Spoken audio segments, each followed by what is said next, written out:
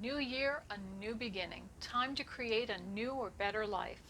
In this video, I'm going to show you how to create a New Year's resolution that you can actually stick with. Hello, I'm Wendy Rapp, spiritual life coach and intuitive reader. On this channel, I help you as a spiritually awakened person grow and evolve on your soul's journey. Whether it's the new year or any other time of year that you're thinking of making a beneficial change to your life, it's really important to have a clear and strong why. Why is it that you want to create this change? What is this goal going to do for you? How is it going to improve your life? How is it going to make you happier or more fulfilled? Being clear, writing it out, thinking and even visualizing how making this change is going to improve your life or bring you happiness or joy or fulfillment is so important in being able to stick to the decision to create that change or achieve that goal. And instead of calling it a resolution, try calling it a plan. It psychologically makes it easier on you to stick with a plan. A resolution is so rigid and so harsh. But a plan, well, plans change. You can tweak a plan, you can change your plans. And it's okay. It doesn't make you feel as if you're defeated if you change your plans. And when you create a goal for the new year, really do plan it out. Now, a lot of people make resolutions like, well, I'm going to eat healthier. Well, that's kind of vague. But if you say, okay, I'm going to eat healthier in the new year, and this is my plan. The first month, I'm going to cut out eating chips. The second month, I'm going to stop eating cookies. Or if I eat a cookie, then I'm going to make sure I eat a piece of fruit and kind of swap it out.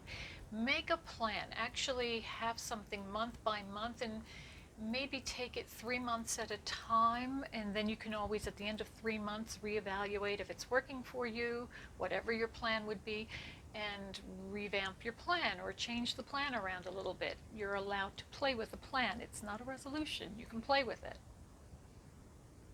And when you do create a goal for the new year, it shouldn't be something that makes you feel miserable.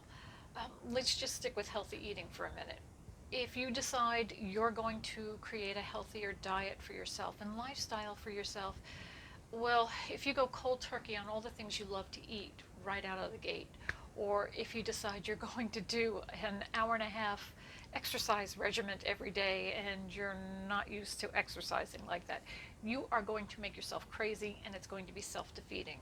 So whatever you do, make sure that you allow yourself, first of all, be realistic about it and start slowly. Take baby steps toward your goal. Remember, you have a whole year of working toward whatever your goal is, and you're going to break it down step by step, baby step by baby step. But also, when you do spend, let's just say, a week of doing whatever this one goal is, or part of your plan is, give yourself a reward. Do something nice for yourself, whether it's going to see your favorite movie or going for a manicure or getting a massage. Do something as a trade-off that's some kind of a reward for achieving a goal in those little increments along the way. You've got to give yourself a reward and not make yourself miserable trying to achieve your goal. And another really good idea is to find a friend who is also trying to achieve some kind of a goal for the new year, and use that person as an accountability partner. And when you're sitting down, even from the part where you're planning out what you're going to be doing and the steps you're taking, if you are friends who know each other very well, you can be realistic with each other. Now remember, no judging each other, but being realistic and using each other as a sounding board, and helping your friend to perhaps shape their game plan, and they can help you shape your game plan, knowing you the way that they know you. And then getting together on a regular basis and just checking in with each other and seeing how you're doing. And if one of you kind of falls off track a little bit, the other one will be there to cheer you on or to help you get back on track or reevaluate your plan. But remember, no judging. Accountability partners don't judge. They're there to support each other and cheer each other on. And Don't forget to celebrate the small victories along the way. Give yourself a pat on the back, even if it's not a reward system for yourself, if it's something that you've done that you feel proud about. Acknowledge that to yourself. Sometimes journaling it and writing it really does help. And don't beat yourself up if you go off track. Listen, plans will go off track from time to time. When does life ever go as planned, really? So you're allowed to even put your plans on hold for a while if that's what you need. Things happen, things interfere with our goals and plans. Doesn't mean that we're not going to achieve them. It's just, it needs to be on the back burner for a while because something else has come up. It's allowed, so don't beat yourself up. And also, don't forget, you're not in this life alone. You've got your spirit guides and your angels helping you, and you can ask them for inspiration to help you move forward with whatever your goal is, to give you the discipline necessary to move forward with this goal. They'll be there to cheer you on just as your friends will be.